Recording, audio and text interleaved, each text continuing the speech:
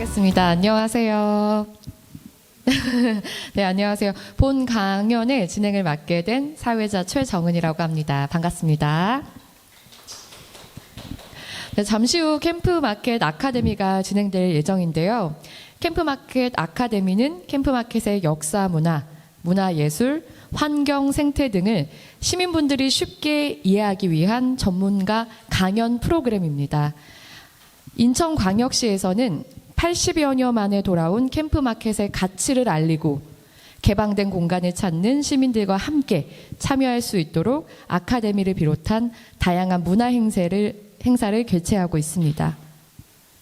미래 세대가 생각하는 캠프마켓의 이미지를 발굴하고 캠프마켓에 대한 올바른 정보 전달과 공원 조성에 대한 긍정적인 공감대를 형성하려는 취지로 진행하고 있습니다.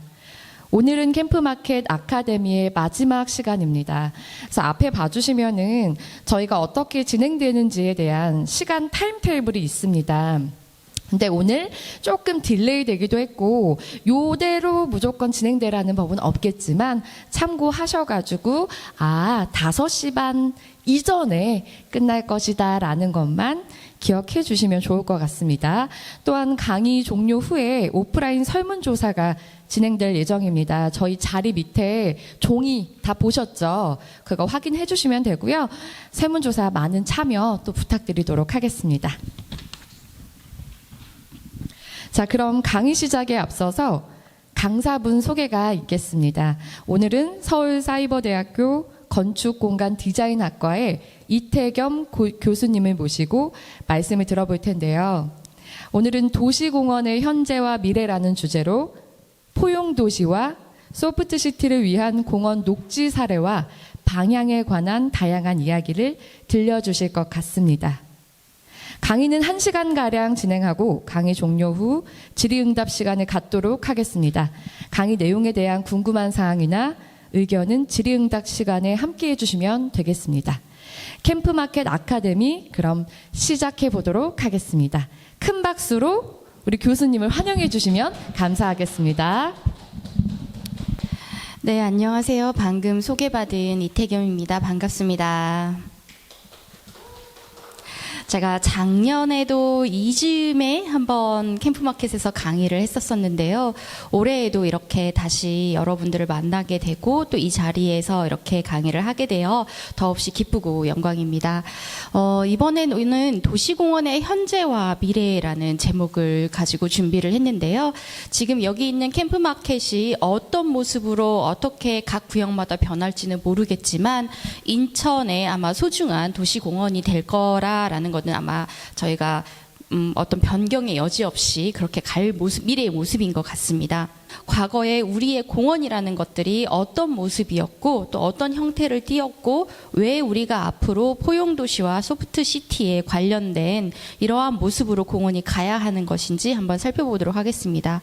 그리고 해외 같은 경우에서는 이미 공원 녹지의 모습들을 우리가 봤을 때 옛날처럼 처음에는 뭐 귀족을 위한 공간, 거기에서 점점점 시민을 위한 공간으로 개방을 했다면 이제는 기본적으로 어떤 건물을 지을 때 1층 공간까지도 모두를 위한 공간으로서 좀 만드는 경향들이 있는 것 같아요. 그래서 이런 부분들을 한번 같이 보면서 우리가 어떤 모습이 이 부평에 있는 캠프마켓이 어떤 모습으로 가야 될지 한번 살펴보도록 하겠습니다. 먼저 현대 조경의 쟁점 이렇게 제가 갖고 왔는데요. 사실 뭐 현대 조경의 쟁점이라기보다 현대 공원이 가지고 있는 여러 가지 논의들에 대해서 살펴보겠습니다. 첫 번째는 공원은 환경적이다라는 생각들을 굉장히 많이 하시는 것 같습니다. 지금 부평에 있는 이 캠프마켓에 대해서도 오염된 흙을 정화하거나 하려는 노력들이 굉장히 많이 이루어지고 있는데요.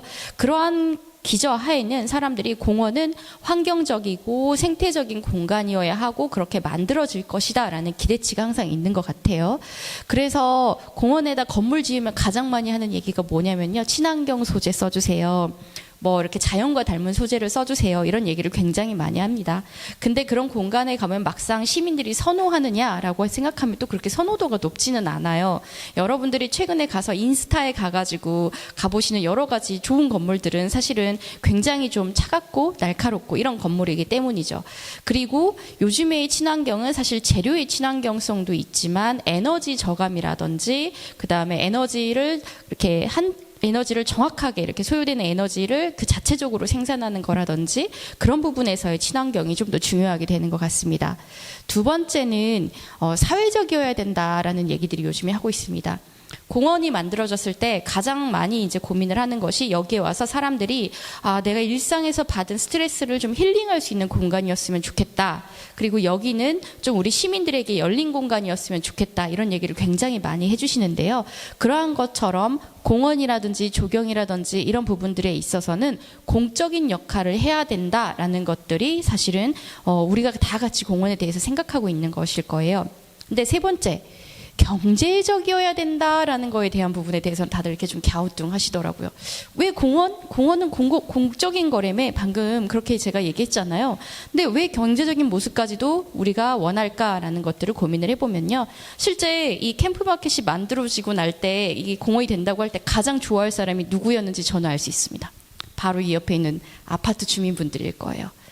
아마 27년까지 아파트 절대 안 파실 겁니다. 들어오시려고 했으면 들어오셨지. 왜냐하면 이 공간이 생김으로 해서 이 지역에서 그간 단절되었던 길도 만들어질 거고 공원 녹지도 만들어질 거고 그러면 내 아파트의 가치가 훨씬 올라갈 거고 이 주변에 있던 1층에 있는 1층들은 다 상가로 만들어지려고 할 거예요. 그러면 그 기대 수익 때문에 이 주변에 있던 뭐 낮은 건물들이나 저층 건물들은 지금 막 매입을 해서 1층을 뭐 커피숍으로 만들던지 카페로 뭐 식당으로 만들던지 이런 공간으로 만들려고 하겠죠. 그러니까 결국에 현대 사회에 있어서 이 공원이라는 공간, 특히 이 열린 공간이라는 것들은 우리가 가장 지금 사람들이 원하는 부동산의 가치, 경제적 가치와 밀접하게 연결될 수밖에 없다라는 겁니다. 이거 하나 생김으로 인해서 나중에 이제 많은 논문들이 나오겠지만 이 공간이 처음에 공원으로 반환이 결정됐었을 때, 그리고 두 번째 공원으로 결정이 됐었을 때, 세 번째 공원으로 만들어졌었을 때 집값을 비교해 보시면 이렇게 쭉 올라가는 걸 저희가 볼 수 있으실 거예요. 그래서 사실 이러한 공원들에 있어서 우리가 환경적이고 사회적인 가치도 물론 중요하겠지만 공원의 어떤 지속 가능성을 볼 때에는 그만큼 사람들이 기대하는 경제적인 가치 또한 매우 중요하다라는 것들을 저희가 한번 생각해 봐야겠습니다. 경제적 가치와 더불어서 제가 하나 얘기할 거 같은데요. 아마 이 주변 아파트들이 다 다음에 이렇게 불릴 거예요. 숲세권. 보통 역세권이라고 많이 부르잖아요. 이 주변에 있는 아파트들 곧 숲세권이라고 불릴 겁니다. 홍보 어떻게 하겠어요? 안 봐도 뻔하죠. 공원이 가까이 있는, 숲이 가까이 있는. 그 대표적인 게 어디냐면 경의선 숲길입니다. 홍대. 어딜까요? 또 서울숲이에요. 다 우리는 숲세권에 있다라고 하잖아요. 요즘에는 강 옆에 있는 것보다 옆에 공원이 있는 게 훨씬 더 선호된다고 하죠. 그리고 그래서 잘 나가는 서울 아파트에는 숲세권이 있다라는 얘기가 공공연하게 나올 정도로 이 공원이 가지는 가치는 숲세권으로서 저희가 정리가 될 거예요. 그런데 분명히 이런 공간이 들어오게 되면 뭐 여러 가지 이점들이 있겠지만 경의선 숲길이 이렇게 만들어지고 나서 이 주변에는 상업지역이고 그 다음에 숲길 주변에는 주거지역입니다. 그런데 여기에서 굉장히 많은 지금 뭐 논란이 있었어요. 예를 들면 처음에 사람들이 여기에 공원이 생기면 누가 올 거라고 생각을 하냐면 누가 쓸 거라고 생각을 하면 내가 쓸 거라고 생각합니다. 나는 누구예요? 바로 이 주변에 있는 주민분들이에요. 그래서 주민분들은 뭘 기대해요? 내가 쓰는 내 앞에 멋진 공원이 생기기 때문에 내가 산책을 하고 내 반려견, 그 다음에 고양이, 내 아이들과 걷는 공간이라고 생각을 하는데 이 공간이 생길 때 시에서는 어떻게 생각을 할까요? 인천 시민 전체를 위한 공간이라고 생각을 하게 되죠. 그럼 여기에 다양한 프로그램을 넣게 돼요. 서울시에 있었던 이러한 경의선 숲길 또한 마찬가지예요. 그리고 아까 말씀드렸지만 이 공원 옆으로 뭐가 들어오게 되나요? 전부 다 상권이 들어오게 생성되게 되겠죠. 그러면 이거에 관광객이나 소비자들이 옵니다. 여기 밤새 시끄러워요. 여름철이나 겨울철에 어떻게 됩니까? 주변에서 민원 엄청 들어가겠죠. 그리고 나서 그런데 또 주민들 관광객들은 가서 뭘 싫어할까요? 개나 고양이가 이렇게 배변을 두고 가는 거나 그런 부분들과 부딪히는 걸 또 생각보다 좋아하지 않습니다. 그러니까 각각의 다 여러 가지 이 공원을 이용하려는 목적으로 예를 들면 지자체에서 생각하는 거, 이 주변 분들이 생각하는 거, 그리고 여기를 방문한 관광객이 생각하는 거, 이 주변에 있는 상권에 있는 분들이 생각하는 것들이 각기 다르기 때문에 갈등이 생길 수 있다는 얘기예요. 그래서 이런 공원으로 인해서 마냥 좋겠구나라는 것들은 사실 우리가 어느 정도 기대할 수 있겠지만 그거를 넘어서 이런 갈등을 어떻게 예비하고 이것들을 어떻게 조금 갈등을 줄일 수 있는 방향으로 갈 것인가라는 것들도 고민이 굉장히 많이 필요합니다. 그래서 이런 부분에 대한 것들 한번 생각하고 저희 한번 지나가 보도록 할 거고요. 그다음에 현대 도시에서는 사실 우리가 이렇게 지상을 넓게 개발하는 것들은 이제는 거의 마지막이 될 것 같아요. 지금은 지하 도시를 굉장히 많이 개발합니다. 그러니까 여러분들 이런 상상을 한번 해보실 수도 있어요. 지금 부평역 제가에서 내려가지고 여기까지 왔는데 부평역 엄청 복잡하잖아요. 근데 우리나라 기후가 점점 더 더워져요. 그럼 사람들이 지상으로 다니고 싶어 할까요? 싫어하죠. 그럼 어디를 개발하게 될까요? 지하를 개발하게 됩니다. 그러면 사람들은 또 어떤 거를 생각할 수 있을까 여러분들이 상상을 해보실 수 있어요. 저기서부터 여기까지 지하로 연결하면 안 돼? 이런 생각들도 해보겠죠. 그러면 지상에 있는 상권도 있고 지하에 있는 상권도 있고 지상에도 길이 생기고 지하에도 길이 생길 수 있다는 거죠. 아니면 우리가 반대로 생각해 볼 수 있어요. 지상은 우리한테 줘. 보행자한테 줘. 지하로 도로를 뚫어서 우리는 위에서 쾌적하게 다닐게. 아래로는 다른 자가용이나 자동차가 다녔으면 좋겠어. 이렇게 생각할 수도 있겠죠. 잠시만요.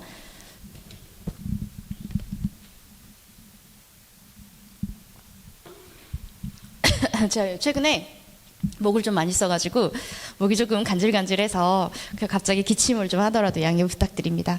그래서 서울시 같은 경우는 서울시청부터 세종대로까지 대규모 지하도시를 건설하기로 이렇게 했어요. 우리 되게 놀랍죠. 근데 지금 보면 지하상가가 다 있어요. 지하상가가 다 있는데 사람들이 겨울철에 너무 춥고 여름철에 너무 더우니까 지하상가를 하게 되고 광화문부터 서울시청, 종로 이런 부분들을 지하도시로 연결하기를 원하게 됩니다. 지상에 있는 사람들 선호할까요? 아니에요. 왜? 지상에서 상권을 두고 있는 사람들이 지하로 단을 벌이면 내가 돈을 더 못 벌 거라고 생각하는 거죠. 근데 제가 이런 얘기를 해드리는 거는 여기가 뭐 돈을 벌고 돈을 못 벌고 이런 문제가 아니라요. 우리가 생각하는 이런 공원들은 끊임없이 앞으로도 다양한 수요와 다양한 여건에 의해서 변화가 되게 될 거고 그러므로 인해서 우리가 생각하는 것보다 훨씬 더 다양한 모습으로 도시들이 변해갈 거다. 그리고 이러한 변화에 따라서 앞으로도 계속 기대가 발생하고 갈등이 발생하고 하는 상황들을 우리가 만나게 될 거다라는 말씀을 드리려고 합니다. 그럼 우리가 하나 생각해 볼 수 있어요. 지금 제가 공원이 환경적이고 사회적이어야 되지만 경제적인 가치도 있다라고 하면은 과연 그런 경제적인 가치가 지금에 와서야 생긴 걸까? 우리는 지금 와서 자본주의가 현대에 생겼다고 생각을 많이 하잖아요. 근데 그러면 과거의 공원은 우리 이런 생각 많이 해요. 조선시대에 있었던 여러 가지 정원이나 공원들은 어떻게 생각해요? 선비들의 청렴한 공간 이렇게 생각을 되게 많이 하죠. 실제로 그런 공간이었을지 한번 바라봐 볼게요. 네. 영국을 한번 예로 보겠어요. 영국에 가면은 여러분 굉장히 넓은 공원에 막 궁궐 같은 집이 있고 그리고 거기에서 뭐 여러분들이 이렇게 많이 보시는 뭐 이렇게 그리스 신화에나 나올 법한 여기 막 판테온 이런 게 있고 다리도 있고 호수도 있고 이런 공간들 막 보신 적 있을 거예요. 영국 여행 가면은 혹은 오만과 편견 뭐 이런 드라마나 영화를 보면은 나오는 부분들 보면서 와, 저 사람들은 어떻게 저걸 만들었지 이렇게 생각을 합니다. 그리고 이런 설명들이 대부분 어떻게 되냐면 풍경화를 바탕으로 이렇게 사람들이 공원을 만들었다라고 하고 여기서 휴식과 여가를 즐기겠다라고 이렇게 했다고 생각을 하기는 해요. 그런데 실제로는요. 이 공간은 영국에서 지주들이 엔클로저법이라는 걸 만들어서 내가 가지고 있던 목장 주변에 담장을 치고 그 안에서 양털을 키우기 위해서, 양을 키우기 위해서 이렇게 많은 공간들이 처음에는 소장농들이 있었던 공간이었어요. 이렇게 소장농들이 이렇게 나눠서 쓰던 공간을 본인들이 이거를 인클로저법 이렇게 해가지고 하나의 테두리를 다 쫓아내고 본인들이 테두리를 다 친 다음에 그 안에서 양을 키우기 시작한 거예요. 그 이유는 뭐였겠어요? 양털이 비쌀 때였기 때문이죠.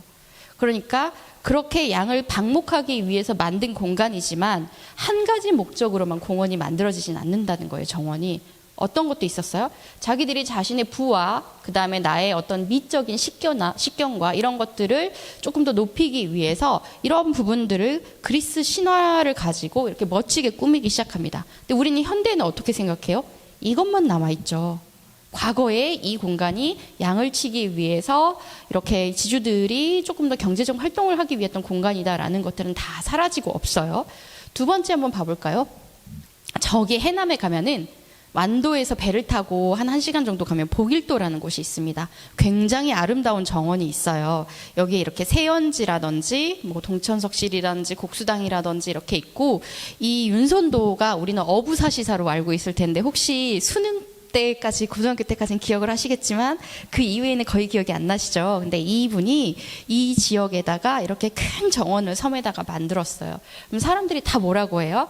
아이고, 저분이 유배를 가서 귀향을 가서 오늘 마음에 수양을 하려고 은둔을 하려고 이렇게 했는데 다 거짓말입니다. 네, 이분은 이 해남 지역의 유지였고요. 해남 지역의 유지면서 예전에는 조선시대에 이 지역이 다 금산으로 이렇게 빨간색으로 돼 있는 지역, 선이 있는 지역이 있는데 이 지역은 예전에 금산이라고 혹시 들어보신 분 있죠? 이렇게 산에 있는 나무를 함부로 캐지 못하게 하는 나라에서 여기는 공유지다라고 묶어놓은 데가 있었었는데 그러한 지역에는 손을 댈 수가 없었어요. 근데 이분이 선박업도 하고 있었고 굉장히 다양한 어떤 경제적인 활동을 하고 있었던 분이었는데 사실은 본인이 가고 싶었던 게 지금 복일도가 어디냐면 요즘이거든요. 여기도 금산이잖아요. 그럼 못 들어갈 텐데 병자호란이 일어났었을 때 본인이 임금을 구하기로 했지만 임금이 항복하는 순간 바로 여기 와가지고 여기다가 정원을 만들기 시작합니다. 왜요? 본인은 여기를 관리하겠다라고 했었지만 실제로 저기에 나무도 많았었고 소금도 만들 수 있었었고 그 옆에 목축도 할 수 있었었고 이런 공간이었기 때문에 사실은 우리가 생각하는 것처럼 어떤 입지적인 관점에서는 이렇게 경제적 활동을 했었고요. 그리고 또 하나 실제로 이 공간을 만들 때에는 본인이 생각했던 어떤 선비로서의 공간적인 그런 지향점을 위해서 그런 것까지 담아서 공간을 만들었었는데 우리한테는 어떻게 지금 전달된다고요? 굉장히 학자적이고 청렴한 공간으로 전달되지만 조선시대에도 과연 이렇게 경제적인 활동을 계속 정원에서 했었다라는 것들을 한번 보여주려고 이렇게 가지고 왔습니다. 그래서 여러 가지 자원들이 굉장히 많이 나눠 이렇게 전복, 우리가 말했던 소금, 미역 이런 자원들과 그 다음에 여러 가지 산림 자원들 이런 것들을 다 했고요. 이분이 사실은 굉장히 넓은 지역에다가 간척지를 다 간척을 하고 있었기 때문에 이 지역을 중심으로 이 지역 전체를 다 관리했었던 일종의 지금으로 보면은 이렇게 디벨로퍼로서의 어떤 정원을 이렇게 만드는 그런 역할들도 하기도 했습니다. 그리고 미국을 한번 가볼게요. 미국에서도 도시미화 운동이라고 한번 들어보신 적이 있을 거예요. 그래서 미국에서도 예전에는 산업화가 되면서 굉장히 이제 도시들이 살기가 열악해졌어요. 그래서 이러한 도시들이 도시미화 운동이라는 이제 활동들을 하게 되는데요. 이때 이 활동을 하면서 가장 먼저 만든 게 또 뭐였냐면 놀이터였습니다. 왜 놀이터였을까요? 도시가 일본 혹시 미국에서 드라마나 영화에서 보시면은 끝도 없이 삭막한 그런 공간에 집만 이렇게 똑똑똑똑똑 낮은 그런 모습 본 적 있으세요? 있죠. 그런데 그런 공간에서 예전에는 다 이렇게 다닥다닥해서 살았으면 이 사람들이 또 그 지역에서 공장에서 일을 하고 나면 쉴 공간이 없잖아요. 그래서 가장 먼저 만든 게 플레이그라운드를 조금 만들기 시작을 한 거예요. 왜냐하면 노동자를 위한 공간으로서 이 사람들이 이제 휴식이라는 게 처음 나오죠. 근대적인 개념에서의 어떤 또 이 지역의 지저분한 곳들을 조금 더 개선하기 위한 경관 개선을 위해서 공원이 만들어지기 시작을 했습니다. 그리고 이 시기에 어린이 놀이터도 공간들도 만들어지기 시작한 거죠. 사실은 그 시절에 어린이들도 굉장히 조금 어렸을 때부터 일을 하기도 하고 그랬었잖아요. 그래서 이런 부분들에 대한 여러 가지 사회적인 고민을 담아서 놀이터들이 만들어지기 시작했고요. 우리가 많이 아는 지금 뭐 엑스포, 지금 부산 엑스포 유치하려고 굉장히 노력 중이잖아요. 이런 엑스포를 사실은 유치하려고 했었던 것들이나 박람회를 유치하는 거의 근본적인 목적은 기술이라든지 뭐 이런 부분들을 우리가 자랑하고 또 이것들을 보여주려고 하는 그런 부분들이 있는데, 미국의 시카고에서 열렸던 만국 박람회도 비슷해요. 이러한 만국 박람회를 열면서 이 지역에 있었던 시카고 전체에서 만국 박람회가 열리는 지역이 사실은 도시 미화 사업이 이렇게 이루어지게 됩니다.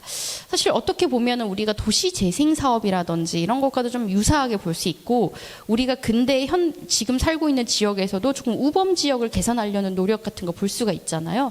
그리고 여러 가지 시나 국가에서 하는 정책 중에서 저런 대규모 시설은 우리한테 왔으면 좋겠다라고 열심히 우리가 유치를 하고자 하는 이유의 가장 큰 이유 중에 하나도 바로 이런 걸로 인해서 도시를 개선하고 도시를 보다 더 살기 좋게 만드는 역할을 하기 때문인 것 같아요. 그래서 그때 또 시카고도 한번 개선이 많이 됐었고요.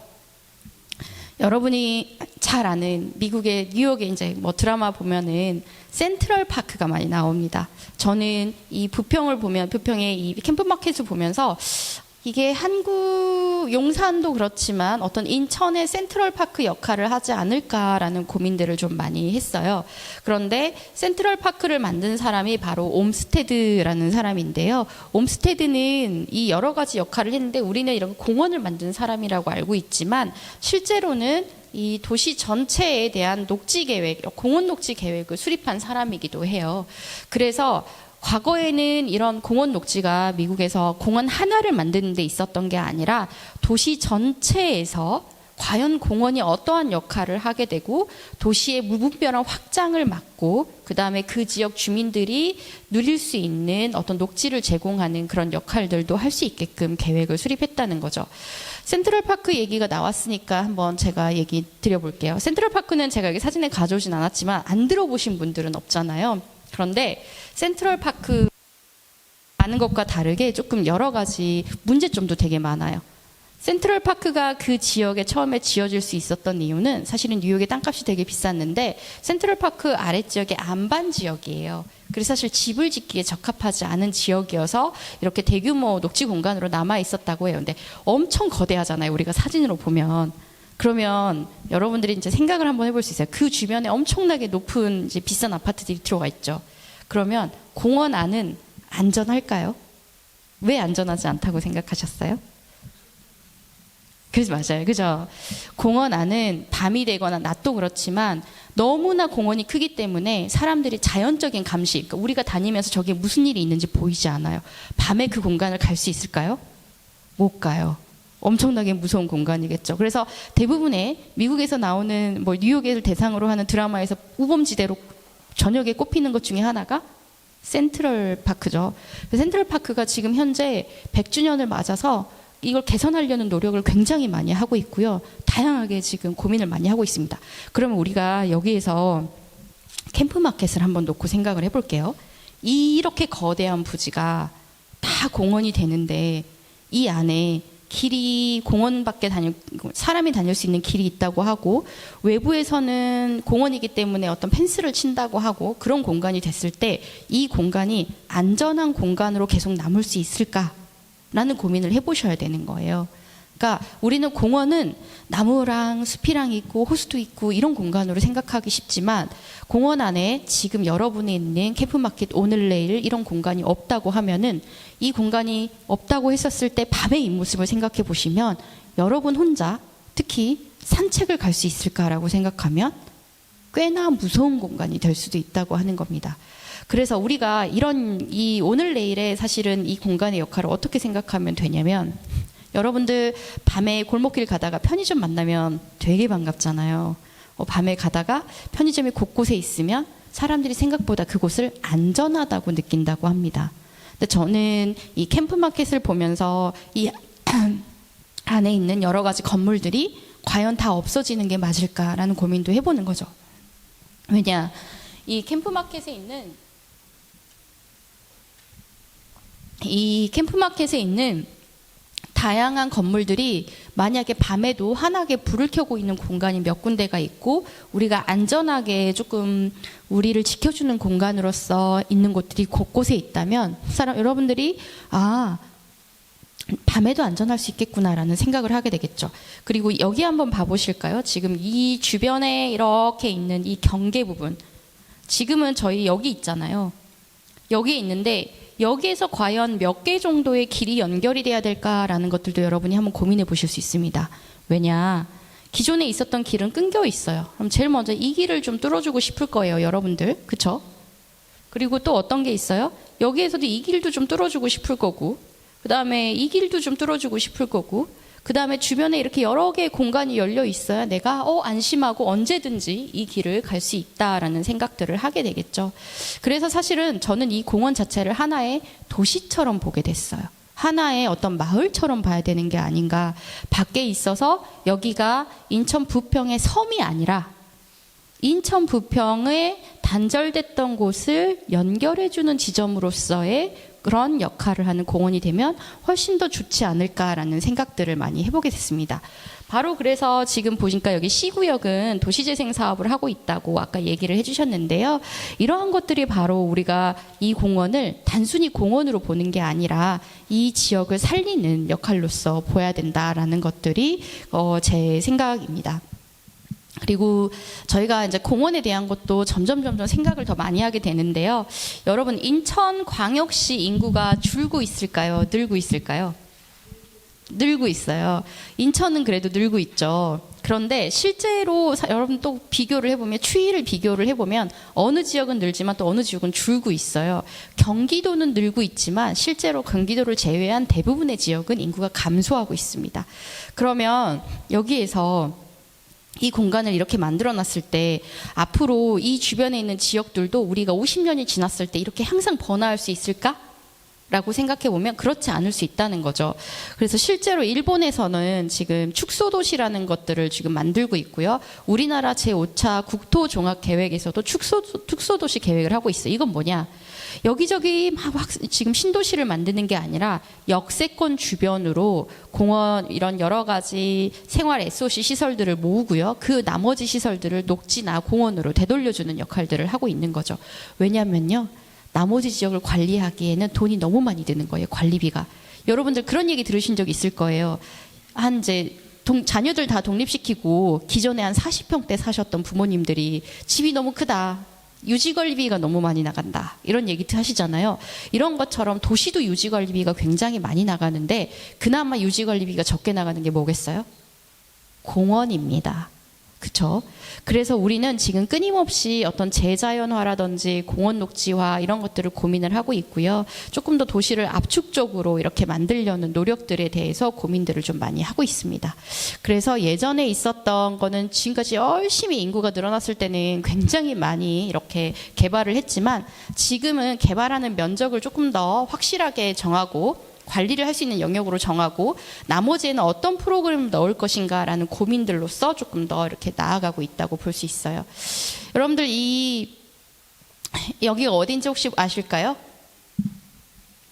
서울로 7017입니다. 네. 서울로 7017 만들었을 때 이것도 사실은 버려진 공간이었죠. 위에 폐도로 버려진 공간이었는데 물론 이거에 대해서 뭐 잘했다 못했다 여러 가지 얘기가 있지만 이게 그냥 철거되어 버렸으면 우리는 마음 놓고 거닐 수 있는 이렇게 도로 하나를, 어떤 보행로 하나를 없앴을 거예요. 근데 지금 어쨌든 이 공간이 만들어짐으로써 우리는 서울역부터 다른 지역까지, 조금 옆에 있는 지역까지 연결할 수 있는 공중 보행로를 얻게 되었죠. 그래서 이러한 것들이 가지고 있는 역할들이 굉장히 중요한데요. 도시를 연결해주는 길로서의 역할이 되게 중요해요. 캠프마켓을 상상을 해보면 우리가 그러면 이렇게 1층 이렇게 평탄한 지금 우리 아이레벨, 지상 레벨로만 다녀야 될까? 아니면은 이걸 전체를 선회하는 어떤 회전 공간을, 보행로를 만들어야 될까? 이런 고민들도 사실은 이것과 같이 얘기를 해볼 수 있을 텐데요. 제가 이거는 싱가포르 사례와 더불어서 나중에 한 번 더 말씀을 드리도록 하겠습니다. 그리고 기후변화도 지금 상당히 심각해지고 있는데 아래 지역에 지금 이미 한 20년 후면은 아열대 기후로 변화한다고 해요. 그러면 이 위의 지역도 어떻게 되겠어요? 옛날보다 춥진 않을 거예요. 그러면 지금 여기에서 2027년부터 공원이 만들어진다고 했었을 때 그 이후에 심어지는 여러 가지 식물들은 사실은 향후에 20, 30년을 바라보고 심어야 되잖아요. 그런데 과거처럼 습관적으로 예전에 심었던 나무를 심으면 못 자랄 수도 있다는 거예요. 이제는 조금 더 따뜻한 데서 자라는 그런 나무들이 자랄 수도 있다는 거죠. 그렇기 때문에 우리가 공원에 어떤 나무들이나 수목을 식재를 할 때 단순히 시민의 선호에 의해서 우리가 이 나무 좋아해요 이렇게 해서 심는 것보다는 사실은 생태적인 거를 고려했었을 때는 여기에 있는 기후변화를 고려해서 한 10년, 20년 지나면은 이 지역에서 어떤 식물들이 자라겠다라는 것까지도 고민을 해서 우리가 좀 공원을 만들어야 될 필요성이 있을 것 같습니다. 여기 좌측에 이쪽에 있는 이 모습, 이게 CG일까요? 아니면 실제 모습일까요? 실제. 왜 실제라고 생각하셨어요? 실제면 질문을 안 했을 것 같아서. 네, 맞습니다. 실제로 만들어지고 있는 거예요, 상해에. 그래서 이거는 기후변화, 제가 조경 디자인 이렇게 얘기했는데, 실제로 여기 밀라노에는 2014년에 이런 건물이 만들어졌어요. 이걸 따라서 중국에서 만들었다가 모기가 엄청 많은 이렇게 불명예를 얻기도 했는데요. 실제로 기후가 온난해지고 여러 가지 기술들이 발달함에 따라서 이러한 건물들을 만들어지고 있어요. 그러니까 건물 하나가 아예 숲같이 만들어지는 건데 이번에 MVR 헤드윅 스튜디오죠.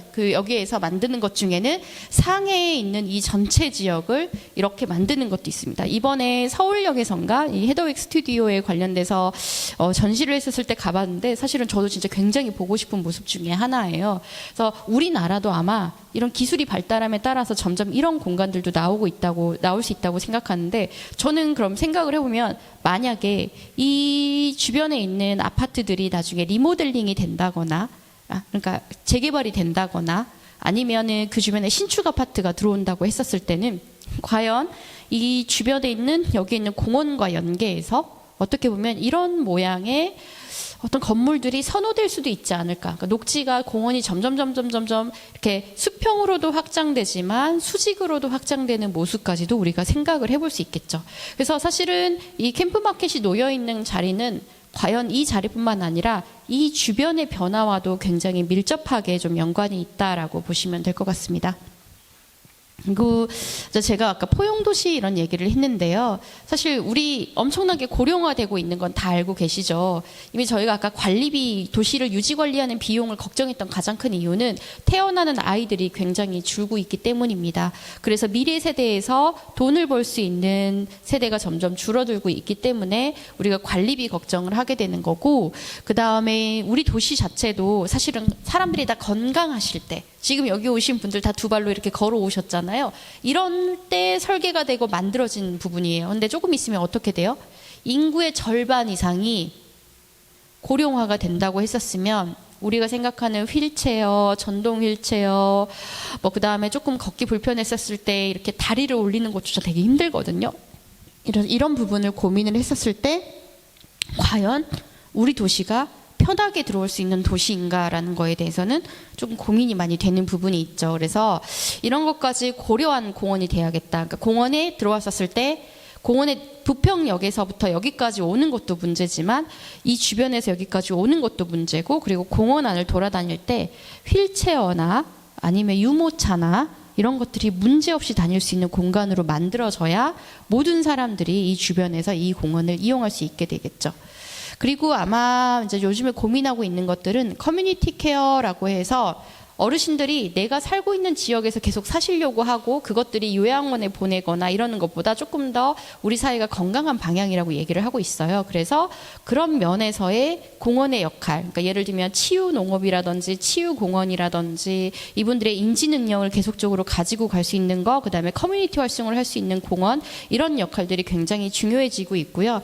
제가 여러분들이 볼 수 있는 사례 하나 소개드리자면 시흥시 늠내 건강학교라는 데가 있거든요. 여기는 보건소예요. 보건소 옆에다가 유휴시설에다가 뭘 만들었냐면 치유온실을 만들었습니다.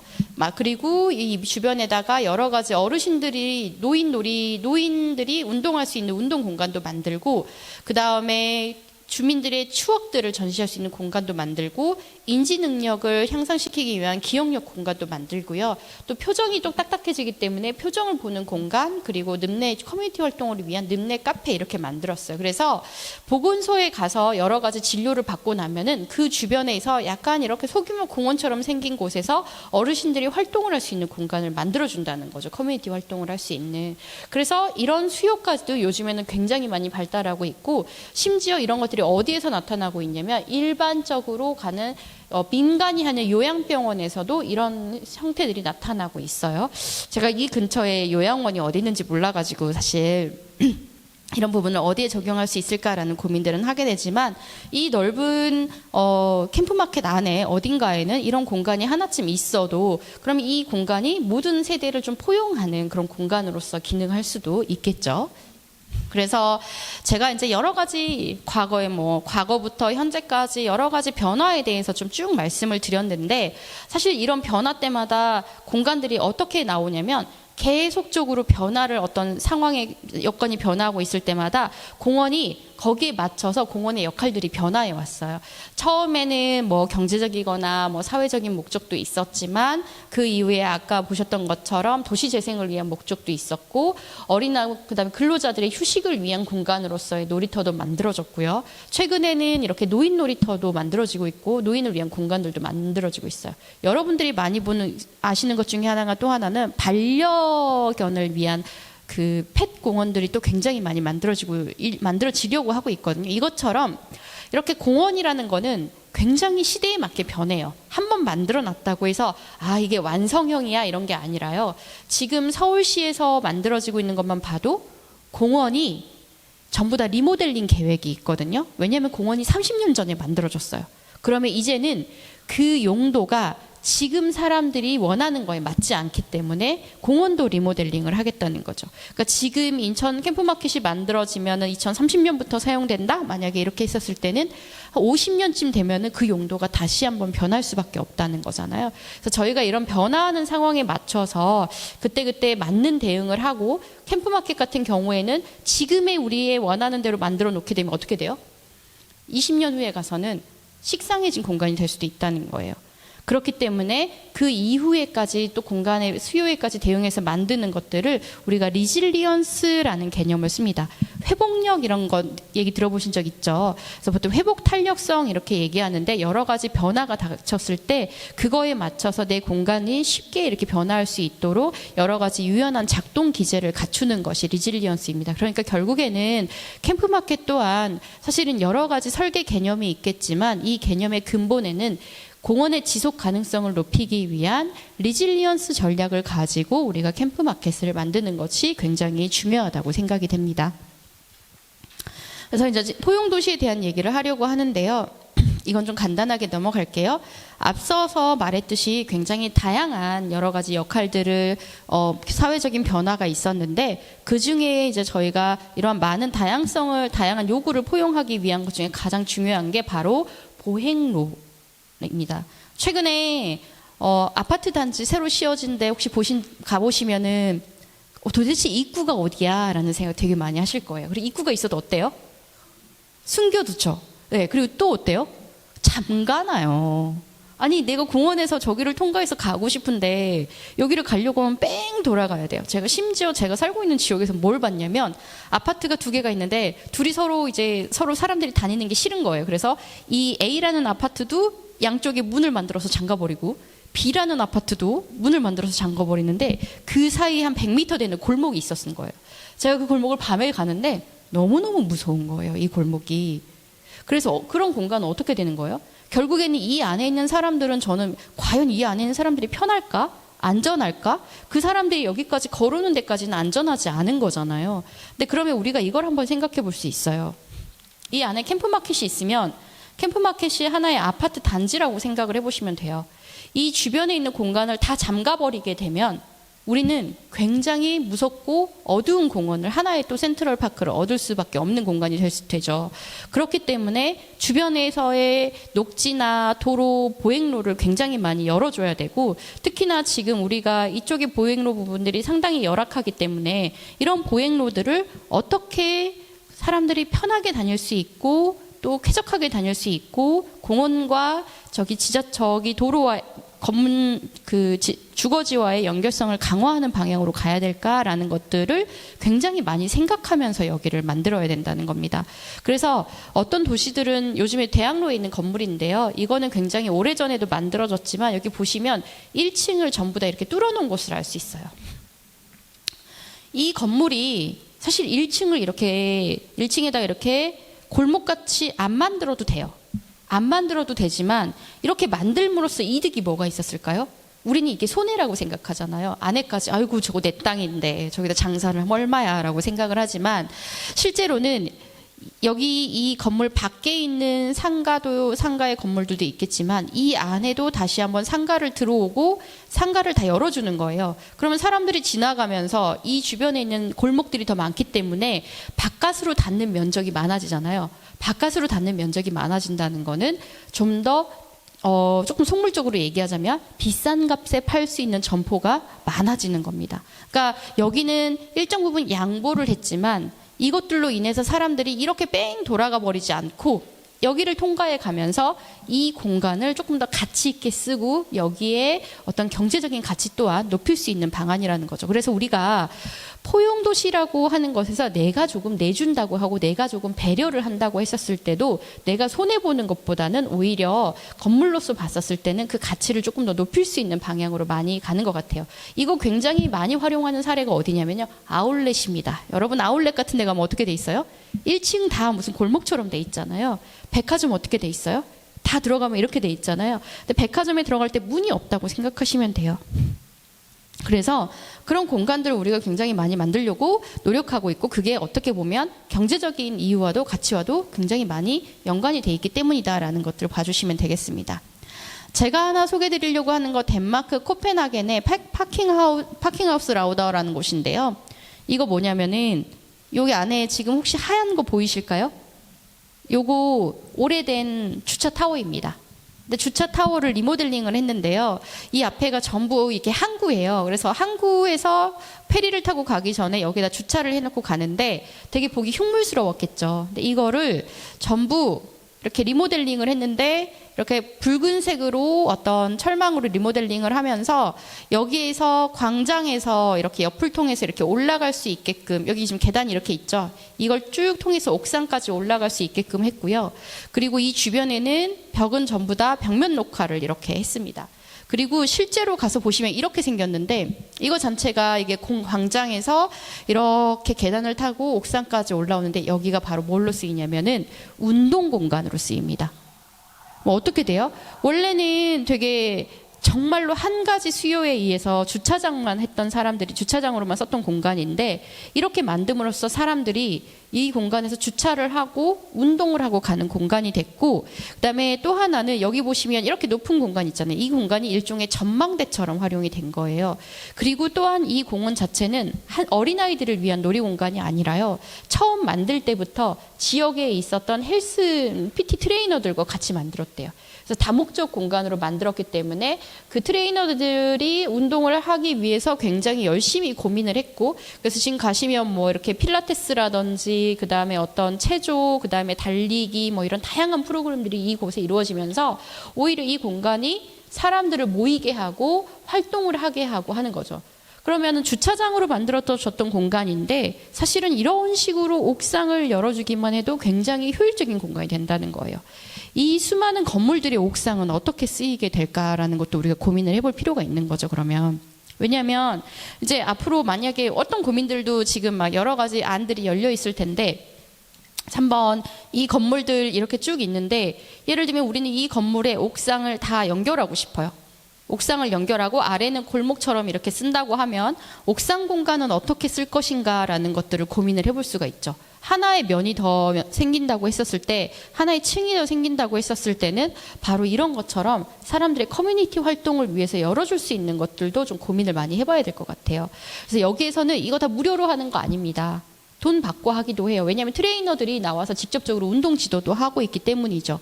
그래서 이 전체가 결국에는 굉장히 닫히고 좀 위험성 있는 공간이었지만 실제로는 저녁까지도 다 있고 모든 세대가 다 같이 어울려서 지내는 공간으로서 이렇게 변하고 있는 걸 알 수 있습니다.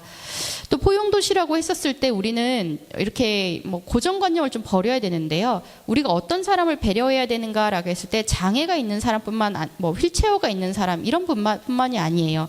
여러분들 아이팟 이어폰 되게 많이 끼고 다니시죠? 핸드폰 되게 많이 보고 다니시잖아요. 그래서 어떻게 돼 있어요? 요즘 신호등 가면 아래에 깜빡깜빡 있잖아요.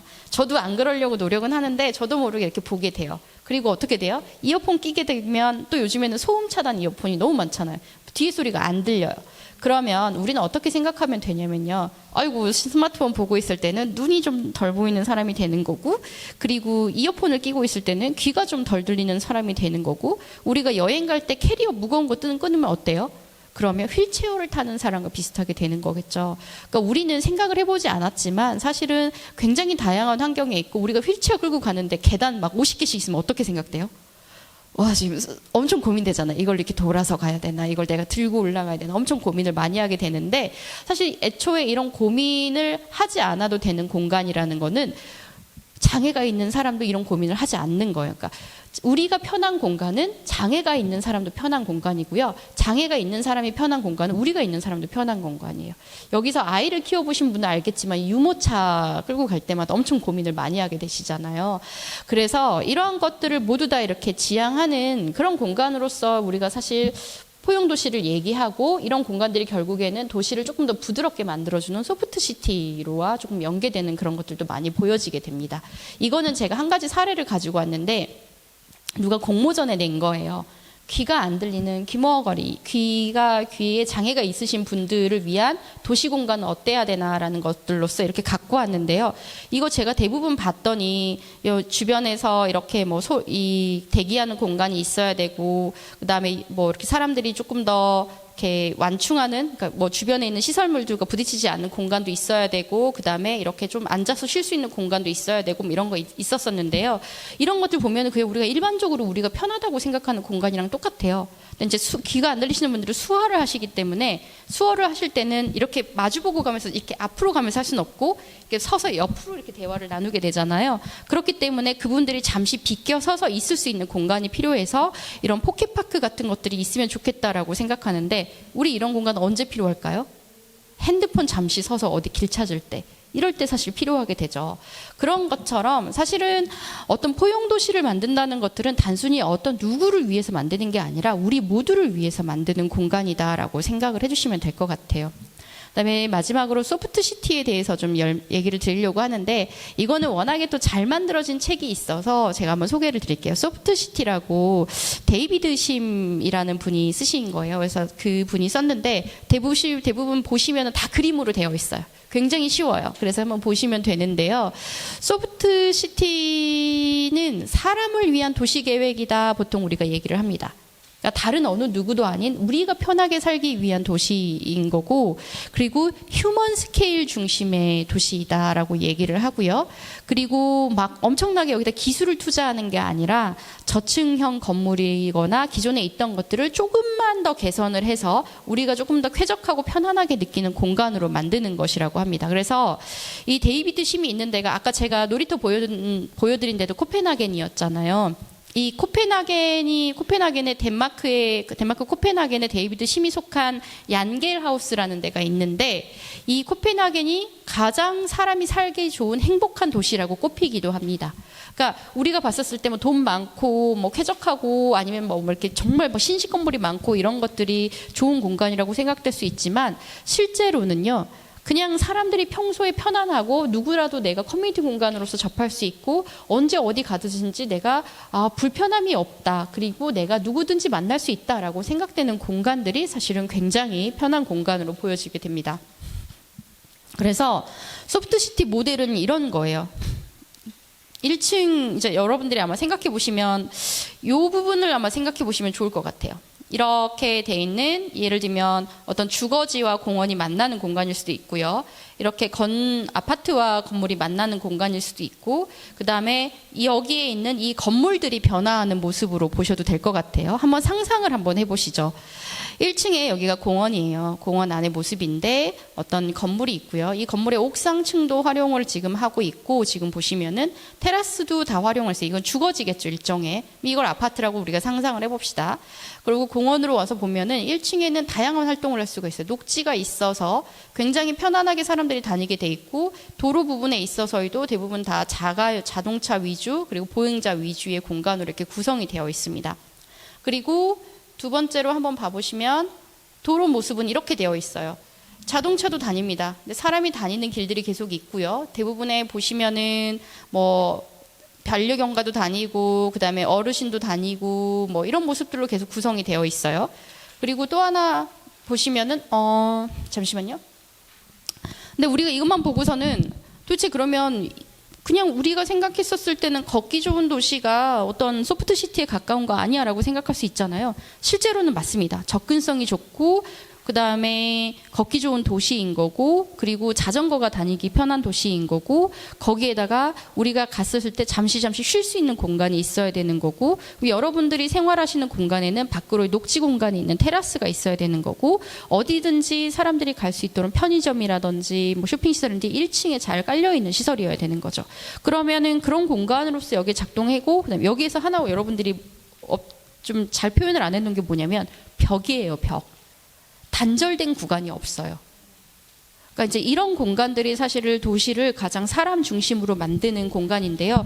여기에 굉장히 다양한 요소들이 있습니다. 뭐 기후 변화에 대응한 요소들, 그다음에 뭐 이런 보행을 위한 요소들, 그다음에 1층에서 어떤 공간으로 구해야 되는지, 또 우리가 생각할 때 엄청난 기후 온난화 이런 게 아니라 미기후에 대응한 것들, 이런 요소들을 굉장히 많이 설명을 다 해놨습니다. 그래서 이런 부분에 대한 것들은 한번 나중에 관심이 있으시면 얀겔 그 홈페이지에 가시면 보실 수 있기 때문에 보시면 좋겠고요.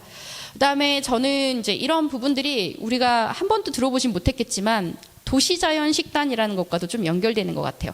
무슨 도시자연식단이라는 걸 처음 들어보셨을 텐데요. 이게 뭐냐면 이제 해외에서 있었던 사례인데 조금 우울증이 있거나 아니면 스트레스가 너무 심한 사람들에게 병원에서 약을 처방하는 게 아니라 도시자연식단이라는 걸 처방을 하는 거예요. 실제로 있는 사례입니다. 이게 뭐겠어요? 당신은 하루에 한 번씩은 나가서 1시간씩 걸으세요. 우울증 치료제잖아요. 햇빛을 많이 봐야 된다는 거.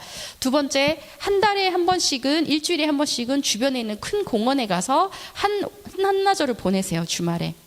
그 다음에 또 뭐예요? 한 달에 한 번씩은 국립공원 같은 데를 가서 좀 만나시고, 그 다음에 1년에 한 번 정도는 저기 한라산이라든지 뭐 나이지리아 폭포를 간다든지 경이로운 경관을 한번 만나세요라고 얘기를 하는 겁니다. 근데 실제로 이렇게 했었을 때 사람들에게 굉장히 많이 도움이 됐다고 하고요.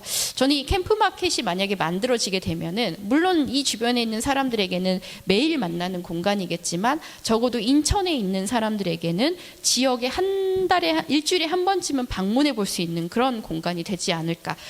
인천 시민의 도시자연 식단으로서 기능할 수 있지 않을까라고 이렇게 생각을 해보게 됐습니다. 그래서 이제 싱가포르에서도 이러한 뭐 바이오필릭 시티라든지 소프트 시티라든지 이런 것들을 계속적으로 결합을 해서 여러 가지 도시 비전을 세우고 있는데요. 거기에서는 시티 이너 가든이라고 해서 정원 속 도시라는, 정원 도시라는 것들을 도시의 캐치프라이즈로 표방을 하고 있어요. 그래서 이거는 싱가포르 그 재개발청이라는 홈페이지에 가면 다 나와 있는데요. 이런 식으로 싱가포르에 혹시 여기서 가보신 분 계실까요? 네, 손을 그래도 번쩍번쩍 드시는 분들이 계시는데, 싱가포르에는 도시 개발을 하시기 전에 꼭 한번 저는 가보셨으면 하는 도시입니다. 왜냐? 싱가포르에서는 수목이라든지 녹지라든지 이런 것들을 어떻게 다시 건물과 잘 유기적으로 연결시키고 있는지에 대한 것들이 도시 계획적인 측면에서 있고요. 우리가 도시 계획을 할 때 보통 녹지율이라고 해서 면적당 몇 %는 녹지를 만들어라라고 있는데요. 여기에서는 녹시율이라는 게 있어가지고 건물 옆면, 건물의 측면까지도 어느 정도 규모 이상의 녹지를 해라라는 규정이 있습니다. 그래서 싱가포르에 가서 여러 가지 건축물을 보면 이 친구들이 왜 이렇게 했겠어요? 사실 식물이 잘 자라서도 있겠지만 법적으로 이런 식으로 규정을 다 해놨기 때문입니다. 그래서 여기 보시면 이게 녹지 옆에 옆면에 어느 정도는 녹지가 있어야 되고, 여기 보시면 굉장히 한 건물에서 다채롭게 구성을 해놨는데 1층은 커뮤니티 공간으로서 하고, 여기에 있는 건물 위층에 있는 공간에는 상업 공간으로서의 옥상 공간을 만들어야 되고, 그다음에 건물 벽면과 테라스, 옥상 가든, 그리고 뭐 그 커뮤니티 팜 이런 것들이 어떻게 만들어져야 되는지를 이미 싱가포르에서는 도시계획상에서 규정을 하고 있는 거예요. 그러니까 건축가들이 가서 건물을 만들면 어떻게 돼요? 이런 아파트 만들 수 있어요, 없어요? 없어요. 이런 아파트 만들면 허가가 안 나요. 다 이렇게 만들게 되어 있습니다. 그렇기 때문에 우리가 이제 만약에 지금 이런 식으로 되어 있다고 하면 앞으로 싱가포르는 계속해서 어느 도시를 가나 정원 속 도시 같은 모습이 될 텐데요. 그것과 더불어서 이 사람들이 고민하고 있는 건 아까 얘기했던 소프트 시티, 어떻게 인간의 삶을 조금 더 조화롭고 활기차고 행복하게 만들 것인가도 사실 이 안에서 고민을 하고 있어요. 그래서 칸풍 이게 뭐냐면 이 어르신들이 살고 계시는 그 집합주택이에요. 이거 임대 아파트입니다. 네, 거짓말 같죠? 네. 싱가포르에 가고 싶으시죠? 네. 임대 아파트인데요. 싱가포르 사람들도 보통 다 아침을 나와서 드시는데, 이거 보시면은, 전체적으로 이제 거주지가 다 있긴 하지만 병원도 있고 이제 이런 올인원 빌리지라고 돼 있는데, 아파트 주거지도 있지만 이 사이가 전부 다 공원 녹지로 되어 있고, 전부 다. 그리고 보시면은 이 1층이나 1층은 전부 다 뭘로 되어 있냐면 커뮤니티 식당으로 되어 있어요. 커뮤니티 공간. 그래서 여기에서 사람들이 모여서 운동도 하고요. 그 다음에 아침이나 점심, 저녁도 같이 먹는 공간으로 제공이 되고, 그 다음에 이런 모든 공간들에 있어서 하나로 모든 이 노유자들이 왔었을 때 외부로 가지 않고 여기로 들어와서만 살아도 이게 전부 다 치유되게끔, 뭐 병원이나 이런 의료시설이나 이런 것도 다 들어가게끔 구축을 합니다. 상상이 안 되죠. 우리나라 임대주택의 모습을 상상을 해보면 저건 어디 신세계인가? 이런 생각이 들 수도 있을 거예요. 그런데 우리가 고민해 봐야 되는 건요, 점점점 앞으로 이런 모습으로 갈 거라는 거죠. 어떻게 하면 이 공간이, 근데 이거는 하나의 건물에 구축을 해놨지만 그냥 이렇게 우리가 이걸 보고 여러 가지 상상의 나래를 지금 펼 수 있으니까, 이 건물 하나하나가 이런 역할들을 할 수 있는 공간이고, 이 건물과 건물을 이어주는 이러한 골목들이 바로 이런 약간 커뮤니티 공간의 역할을 한다라고 생각해 볼 수도 있겠죠. 그래서 제가 이제 파크 커넥터 네트워크라고 했는데, 이것도 싱가포르에 있어요. 이건 전체를 연결하는 거지만 이런 식으로 조금 다니기 힘든 지역들을 전체 다 이렇게 데크로 연결해 내는 지역인데, 이건 좀 간단하게 넘어가고요. 제가 설명드리려고 하는 거는 영국 런던이 표방하고 있는, 영국은 국립공원 도시를 표방하거든요. 이거 보면서 저는 저기 캠프마켓 생각이 되게 많이 나더라고요. 캠프마켓에 있는 건물들의 1층과 2층이 잘 열려지고 어떤 공간으로서 잘 만들어진다고 했었을 때, 바로 이런 국립공원 시티 같은 게, 내셔널 파크 시티 같은 게 만들어질 수도 있지 않을까. 왜냐하면 어차피 주변에 지금 공원 녹지로 다 많은 부분이 바뀔 거예요. 이런 건물들에 대해서도 지역 주민들은 없애달라 라는 얘기도 하시기도 하고, 아니면 이거 좀 써보자 라는 얘기가 있을 수도 있어요. 그런데 저는 이걸 설득하기 위해서는 비전이 있어야 된다고 생각을 하거든요. 그래서 이걸 전체가 녹지로만 있었을 때 아까 말씀드렸던 어떤 우범지대가 될 수 있는 가능성도 사실 없지 않아 있고, 그런 가능성도 있고, 그 지금 이런 골목들이 있었을 때 이 부분들을 예를 들면 뭐 카페나 도서관이나 뭐 아니면 여러 가지 필요 시설로 놓고, 이 외의 시설들을 사람들이 이렇게 우리 마을에 그냥 있는 것처럼 활용할 수 있는 그런 공간으로서 계획을 해볼 수는 없을까? 물론 하기에는 엄청나게 많은 돈이 들겠지만, 그래도 우리가 비전을 제시한다면 약간 이런 비전을 한번 제시해 볼 수 있을 것 같습니다. 여러분 한번 상상해 보세요. 2030년에는 내가 캠프마켓에 왔는데, 물론 이 뭐 주변에 아파트도 있지만 편하게 여기를 와서 차 한잔 하고 싶어라고 했었을 때, 이런 풍경 속에서 차를 마신다. 그리고 이 앞에는 도로가 아예 없는 것도 아니고 사람들과 잘 연결될 수 있는 도로도 있고, 이런 것들을 한번 좀 구상을 해볼 수도 있을 것 같아요. 이케아에서 또 하는 것도 있는데, 이케아의 싱크탱크라고, 이케아 다 아시죠? 그 가구 브랜드나 뭐 이런 생활품 브랜드 다 거기에서 싱크탱크로서 스페이스 10이라는 거를 만들고 있어요. 근데 거기에서는 이제 사람과 자연이 좀 어울려서 살아야 된다라는 바이오필리아 가설에 의해서 만든 건데요. 바로 여기에 자연과 사람이 공존하는 커뮤니티를 기반으로 사람 살기 좋은 지속 가능한 도시 모습을 제안하며 더 어번 빌리지 프로젝트 같은 거를 제안을 했습니다. 이것도 좀 유사하게 생각을 해볼 수 있겠죠. 그래서 이 어번 빌리지 프로젝트 뭐예요? 이런 식으로 제가 다음 페이지 한번 넘어갔다 볼게요. 어번 빌리지 프로젝트를 보시면 안에는 스마트팜이 들어있는 거예요. 스마트팜이 들어있고 안에서 사람들이 이걸 이용해서 뭘 해요? 식사를 해요. 이거 뭐겠어요? 식당이겠죠. 카페예요. 그래서 이런 공간들이 있고 그 다음에 앞서 보시면 외부에 나가면 사람들이 이 골목, 나머지 골목들을 활용해서 이런 모습으로 진행이 되고 있고 그다음에 또 한번 보실까요? 이 전체 모습은 옥상은 텃밭으로 이용할 수도 있고 아니면 옥상 녹화 공간으로 만들 수도 있겠죠. 그러면 이런 단층이나 저층 건물들을 우리가 공원 안에 앞으로는 이게 이제 근린공원으로 가지는 않을 거예요. 아마 규모상. 주제공원이나 이런 걸로 간다고 했었을 때는 건물을 조금 더 지을 수 있거든요. 그럼 이런 건물을 지었을 때 어떤 형태의 어떤 기능의 그다음에 이런 소프트하고 바이오필릭한 그런 지향점을 담아줄 수 있는 건물로서의 모습을 우리가 한번 상상을 해볼 수 있겠죠. 이케아 특징이 뭐예요? 모듈형이잖아요. 네, 그럼 이런 것들 모듈형으로 한번 만들어 보는 것들 여러분들이 또 한번 생각을 해보실 수 있을 것 같습니다. 그래서 이렇게 모듈형으로 이케아 프로젝트 제안을 하고 있는데요.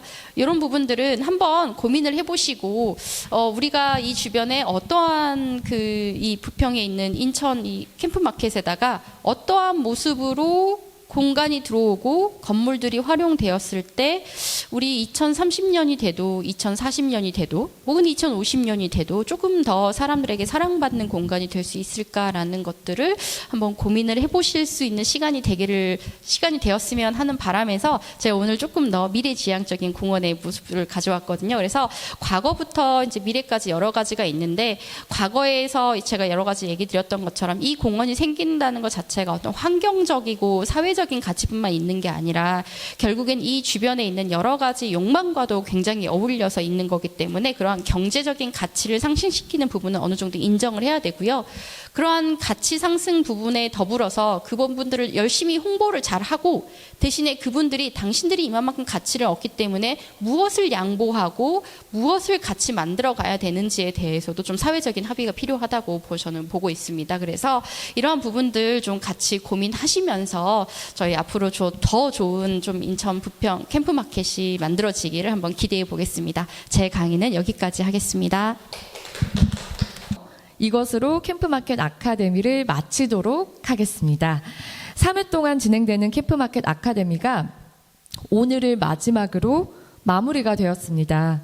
캠프마켓에 대한 관심, 그리고 이러한 관심으로 또 찾아와 주신 거잖아요. 이렇게 찾아와 주신 여러분께 진심으로 감사의 말씀을 다시 한번 드리도록 하겠습니다. 오늘 프로그램에 대한 만족도 조사까지 꼭 참여해 주시고요. 지금 이곳 캠프마켓 오늘앤내일 인포센터도 한번 둘러보시면서 캠프마켓에 대해 더 많이 알아가시면 좋을 것 같습니다. 지금까지 저는 사회자 최정은이었습니다. 감사합니다. 네.